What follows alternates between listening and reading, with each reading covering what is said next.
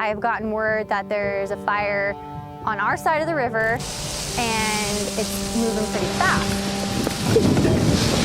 And when we were here, it was still pretty clear. Then all of a sudden, those trees just blew up in flames. The important thing at that point is who's still standing and how do we keep them standing? How close are they being to burned up?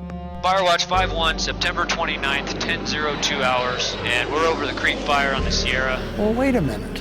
If lightning has started fires for millions of years, who put those fires out pre-1850? There was no fire departments. When you've got hot, dry, windy conditions, which is what drives the larger fires, and the larger fires make up almost all of the acreage that burns in a given year, that is overwhelmingly driven by climate and weather, and therefore climate change. If that's the case, if we got climate change and this is getting drier and warmer and all that, shouldn't we manage the forest more? Do we want to still have all these devastating fires? And what do you say to people that say, oh, it's just climate change? I don't think I can say that on camera, Jeff, because that would be bad words. Well, he sat there and he said, this will be the next big fire right here. He pointed, because none of this had burned yet. All of that had already burned. And he said, this will be the next big fire. And sure enough, it was. It's hard to see. Coming up, we didn't see a lot of burned area, but the folks on the other side of the mountain, they did, and it's devastating.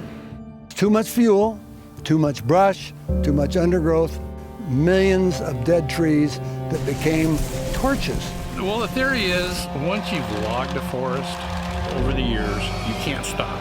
I was not allowed to cut trees, no logging. I was told you cannot log.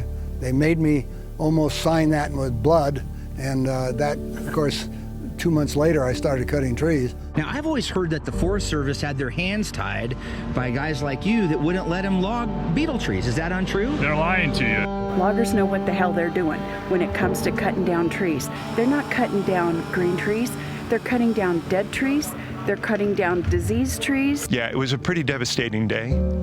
Calling my wife and telling her was, yeah, I don't want to relive that. To my dying day, I will be on a platform advocating for good, healthy forest management.